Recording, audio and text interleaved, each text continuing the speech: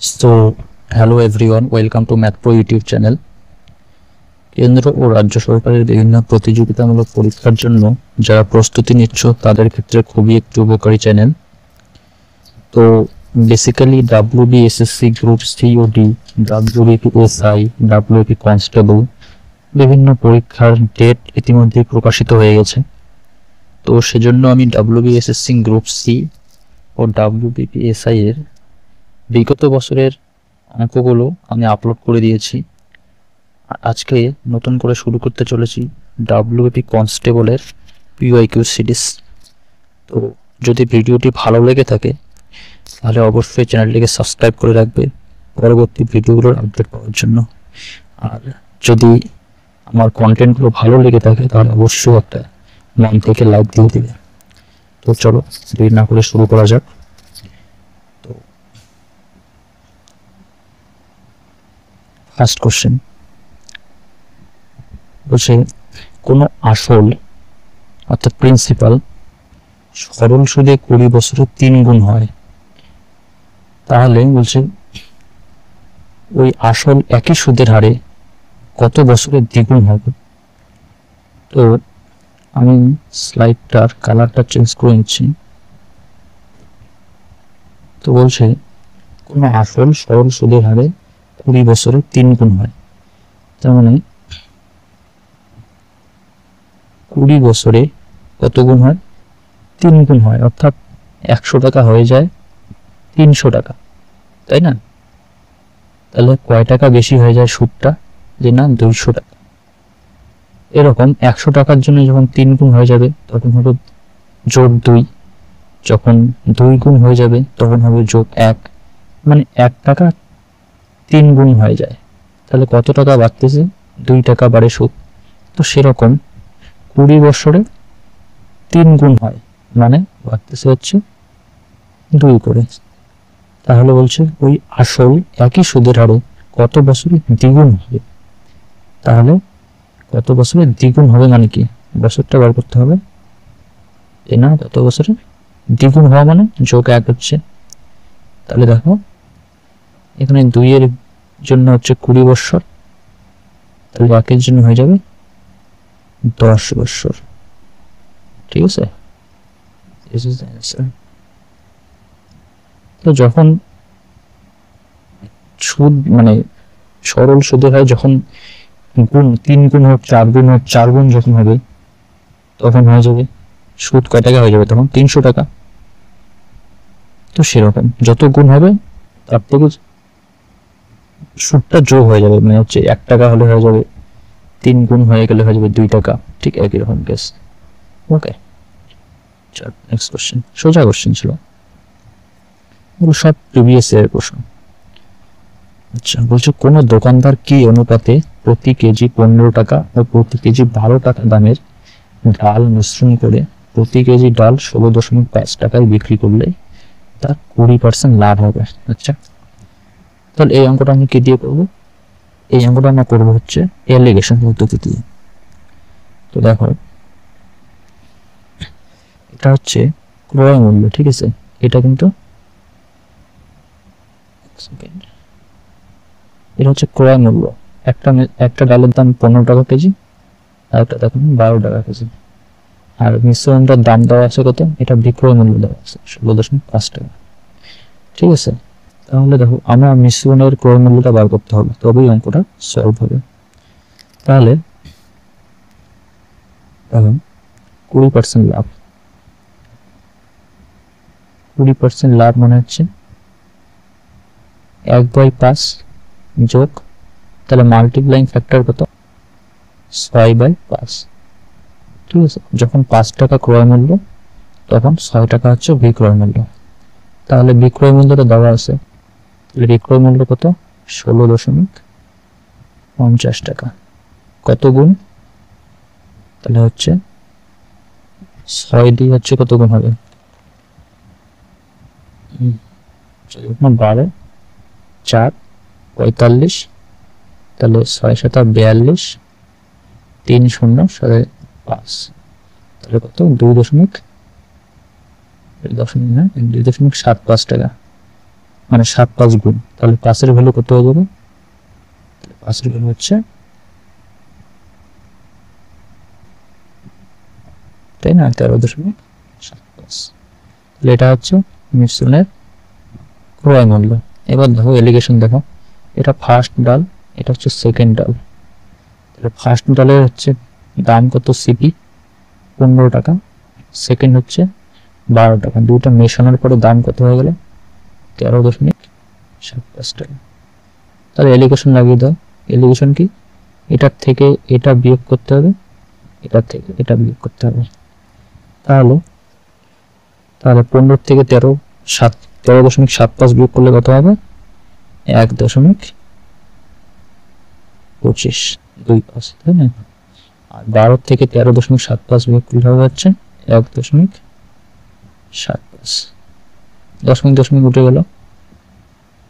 তাহলে কাটাকাটি যাচ্ছে কি দিয়ে? 25 দিয়ে যাচ্ছে, 5 পজিশন 125, 7 পজিশন 175। তাহলে মিশ্রণটির কি অনুপাতে, মানে কি অনুপাতে ডাল দুটো মিশিয়েছে? একটা হচ্ছে 7:5। This is the answer. ঠিক আছে, নেক্সট কোশ্চেন বলছে এবিসি ত্রিভুজের ও হচ্ছে পরিবৃত্তের কেন্দ্র এবং কোণ বিএসি হচ্ছে 50 ডিগ্রি, তাহলে ওবিসি কত? খুব ভালো প্রশ্ন। দেখো এই প্রশ্নগুলো খুব আসে। এটা একটা ত্রিভুজ, ঠিক আছে, বলছে এবিসি ত্রিভুজের ও হচ্ছে পরিবৃত্তের কেন্দ্র। আচ্ছা, সাপোজ এটা একটা সার্কেল অ্যাড করলাম, ঠিক আছে, ও সরি পরিবৃত্ত বলছে,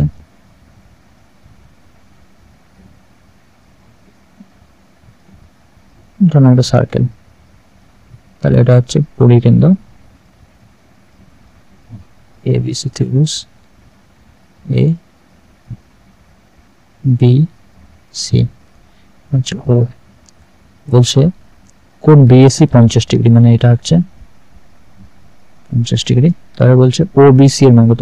ও বি সি, এই কোণটার মান বার করতে বলছে। তাহলে দেখো একটা সূত্র আছে যে অন্তস্থ কোণ বৃত্তস্থ কোণের দ্বিগুণ। এটা হচ্ছে অন্তস্থ কোণ, এটা হচ্ছে বৃত্তস্থ কোণ। তাহলে কোণ বি ও সি কত? 2 × 50 ডিগ্রি হয়ে যাবে, দ্বিগুণ বলছে বৃত্তস্থ কোণের, তাহলে হচ্ছে 100 ডিগ্রি। তাহলে এটা হলো কত? 100 ডিগ্রি। তাহলে এই কোণটা কত হবে? ভালোভাবে দেখো, এটা হচ্ছে বৃত্তের কেন্দ্র, আর এটা হচ্ছে, এগুলো কিন্তু বৃত্তের ব্যাস, ও বি আর O C, O B equals to O C, কারণ কি এটা হচ্ছে বৃত্তের ব্যাস। তাহলে এটা 100 ডিগ্রি, তাহলে একটা সমদ্বিবাহু ত্রিভুজ হয়ে গেল। তার মানে কোণ ওবিসি ইকুয়ালস টু কোণ ওসিবি কত হবে? 180 বিয়োগ 100/2, তাহলে 80/2 হচ্ছে 40 ডিগ্রি। স্যার অলরাইট, ঠিক আছে। পরের প্রশ্ন হচ্ছে 8 সেমি ব্যাসার্ধ মেনসুরেশনের প্রশ্ন, মেনসুরেশনের বলছে 8 সেমি ব্যাসার্ধ বিশিষ্ট একটি লোহার গোলককে গলিয়ে কতগুলি 1 সেমি ব্যাসার্ধের গোলক পাওয়া যাবে? আচ্ছা, কতগুলি তাহলে পাওয়া যাবে? তাহলে আয়তনটাকে ভাগ, মানে 8 সেমি বড় ব্যাসার্ধ, বড় যেটা লোহার গোলক আছে সেটার আয়তনকে যদি আমি ছোট গোলকের আয়তন দিয়ে ভাগ করে দিই, অর্থাৎ ধরলাম n সংখ্যক, তাহলে কি করতে হবে? বড় গোলকের আয়তন বাই ছোট আয়তন, ঠিক আছে। তাহলে বড় গোলকের আয়তন কত হবে? 4/3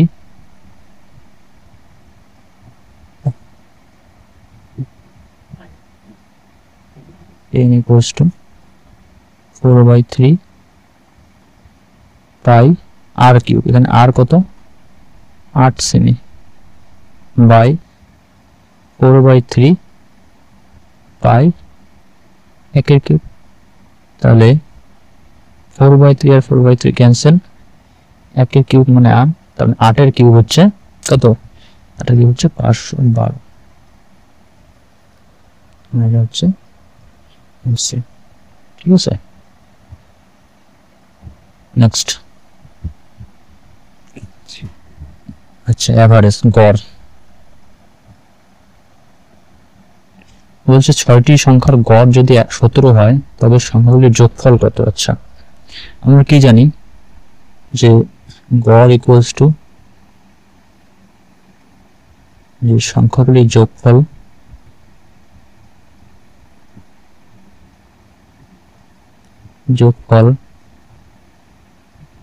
বাই কি তোমার হচ্ছে পদ সংখ্যা দিয়ে,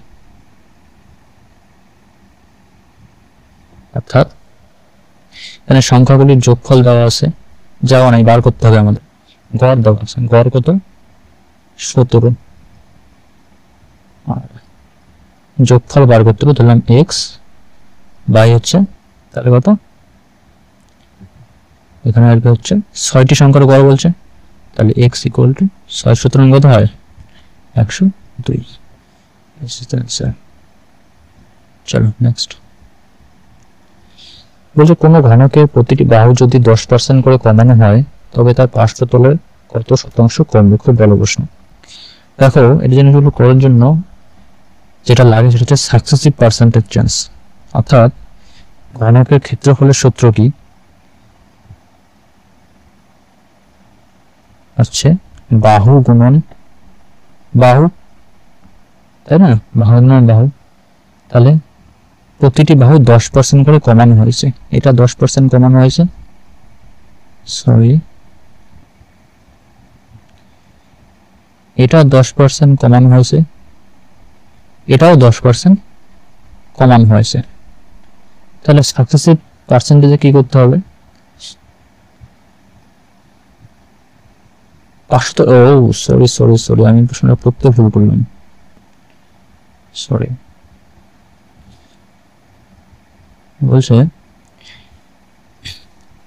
পার্শ্বতলের ক্ষেত্রফল। আচ্ছা, তাহলে ঘনকের পার্শ্বতলের ক্ষেত্রফল হচ্ছে কি?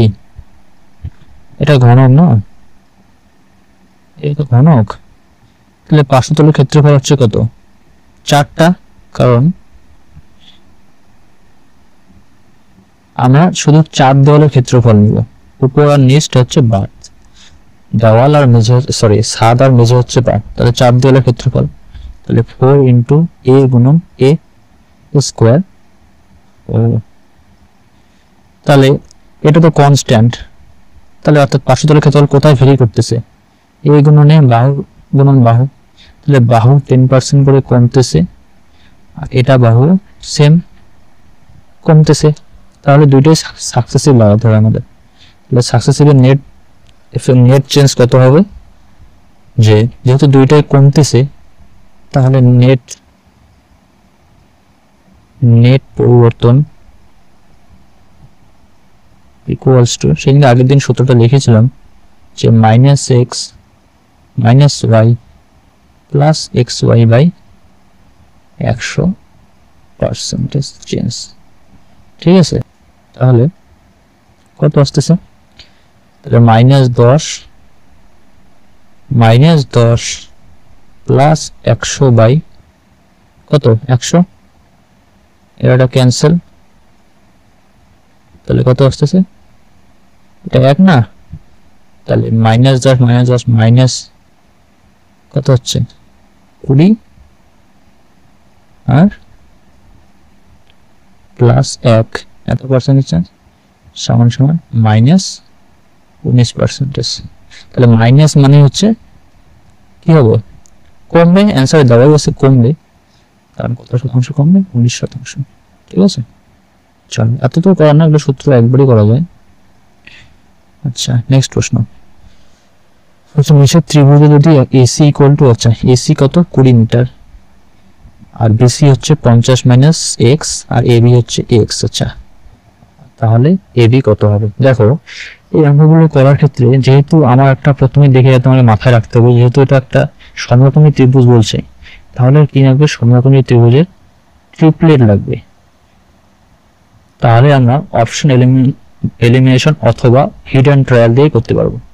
তাহলে হিডেন ট্রায়ালটা কি, দেখো অনেকে হয়তো এভাবে করবে, এটা 50 সরি এটা হচ্ছে 50 মাইনাস এক্স, অনেকে কি করবে পিথাগোরাস লাগিয়ে দিবে যে হচ্ছে x square equals to 20 square plus 50 minus x তার স্কোয়ার, এখান থেকে একটা দ্বিঘাত সমীকরণ আসবে, তারপরে সলভ করবে। কিন্তু আমরা এভাবে করবো না, এটা একটা লেন্থি প্রসেস, আমরা এক্স ছাড়াই করবো। কিভাবে করবো, তার জন্য হচ্ছে দেখো তোমাকে অবজারভেশন করতে হবে। যেহেতু এসি 20 দেওয়াও আছে, এসি হচ্ছে 20 মিটার, তাহলে আমার একটা ট্রিপলেট জানি, কি জানি 20 21 29 একটা ট্রিপলেট। এবার দেখবো এই ট্রিপলেটটা এখানে লাগে কিনা, না হলে আমরা অন্যভাবে ট্রাই করবো, অন্য ট্রিপলেট লাগাবো। দেখি এখানে 20 দেওয়াই আছে, তাহলে যেহেতু অতিভুজ বড় হয় তাহলে এটা 29, তাহলে এক্স যদি 29 হয় তাহলে বিসি কত হচ্ছে 50 বিয়োগ 29 21, তেমন স্যাটিসফাই করতেছে ট্রিপলেটকে, করতেছে না? তাহলে হয়ে গেল আমাদের এক্স এর ভ্যালু হচ্ছে কত হয়ে গেল, এক্স এর ভ্যালু কত হলো, এক্স এর ভ্যালু হচ্ছে 29, এক্স এর ভ্যালু 29, বাস आंसर শেষ। এটাকে বলা হিডেন ট্রায়াল। কি বলে, হিডেন ট্রায়াল, অবজারভেশনের খেলা। আর না হলে তো আছেই, এটা লাগানো, এটা লাগিয়ে দাও, দিয়ে একটা বিশাল একটা দ্বিঘাত সমীকরণ আনো, তারপরে সলভ করো। ঠিক আছে, লাস্ট প্রশ্ন দেখো, বলছে পৃথ্বীর 10:13 অনুপাতে নাশপাতি এবং পিচ রয়েছে, সেলিনের 7:9 অনুপাতে রয়েছে, আর হচ্ছে বিক্রমের 5:7 অনুপাতে নাশপাতি এবং পিচ রয়েছে। কার নাশপাতি ও পিচের অনুপাত বেশি হবে? ভালো প্রশ্ন। দেখো এটা একটা শর্ট ট্রিক্সে করবো। শর্ট ট্রিক্সটা এরকম, এটা হচ্ছে এটা ধরো পৃথ্বী, তাহলে পৃথ্বীর অনুপাত কত আছে 10/13, তারপর হচ্ছে কি সেলিন, তাহলে সেলিনের কত আছে 7/9, আর কে বিক্রম, বিক্রমের আছে কত, বিক্রমের আছে হচ্ছে 5/7। দেখো ট্রিক্সটা কি, এটা কিন্তু এক কথায় বার করতে হবে যে কার ভগ্নাংশটা বেশি, কার ভগ্নাংশটা হচ্ছে বড়, তাই না? সেটা তো আমাদের বার করতে হবে, মানে কোন ফ্র্যাকশনটা হচ্ছে বড়, তাই না? দেখো অনেকে কি করবে, এটা লসাগু করবে, নিচেরটা আর করে নিচে মানে নিচেরটাকে সমান করবে, তারপরে দিবে উপরটা কার বড় সেটাই বড়, তাই তো? কিন্তু আমরা সেভাবে করবো না, আমরা যেটা করবো শর্ট ট্রিক্স, সেটা হচ্ছে যে দেখো 10 আর 13 ডিফারেন্স কত, 10 আর 13 ডিফারেন্স হচ্ছে 3, 5 আর 7 ডিফারেন্স কত, মানে পার্থক্য হচ্ছে 2, 7 আর 9 পার্থক্য কত, এটা হচ্ছে 2, পার্থক্য পেলে এবার এই যে তিনটা যে পার্থক্য আছে, এই তিনটা পার্থক্যর লসাগু বার করবে। ঠিক আছে, লসাগু এলসিএম, তাহলে 3 আর 2 এর 2,2 এর লসাগু এল কত 6, এই যে 6টা যে পেলে এই 6টা দিয়ে কি করবে, এগুলোকে ভাগ করে দেবে, এগুলোকে ভাগ করে জানো 6 এখানে 3, এখানেও এটাকে ভাগ করে দেবে 6/2, এখানেও ভাগ করে দেবে, তাহলে কত দাঁড়ালো এটা, এটা হচ্ছে 2, এটা হচ্ছে 3, এটা হচ্ছে 3, বোঝা গেল? এবার এই যে 2 3 3 যেগুলো আছে এগুলো দিয়ে লবটাকে গুণ করে দিবে, লবটাকে গুণ করবে, তাহলে দেখো পৃথ্বীর ক্ষেত্রে কত হলো, পৃথ্বীর ক্ষেত্রে লব কত হলো 20, আর সেলিনের ক্ষেত্রে কত হলো লব 3 × 7 21, আর বিক্রমের ক্ষেত্রে কত হলো 5 × 3 হচ্ছে 15। এবার দেখো লব কার বড়, লব কার বড়, না লব হচ্ছে এই যে সেলিনের লব হচ্ছে বড়, সেলিনের লব বড় পাইলেই মানে অ্যান্সার হবে সেলিন উত্তর। তাহলে কার ভগ্নাংশটা বেশি, তাহলে আলটিমেটলি অ্যান্সারটা এরকম দাঁড়ালো যে সেলিনের হচ্ছে 7/9 হচ্ছে গ্রেটার দেন বাকি দুইটা। ঠিক আছে, সেলিনের। চলো আজকের সেশন এখানেই শেষ। তো অবশ্যই ভিডিওটি ভালো লাগলে সাবস্ক্রাইব করে দিও, চ্যানেলটি একটা লাইক দিয়ে দিও। ভালো থাকো। নেক্সট ভিডিওর জন্য অবশ্যই কমেন্ট করে জানাবেন কোন টপিকের উপর কিংবা কোন প্রিভিয়াস ইয়ার নিয়ে আসা যায়, তাহলে আমি পরের দিন নেক্সট সেশনে সেটা নিয়ে আসবো। চলো বাই বাই, ভালো থাকো।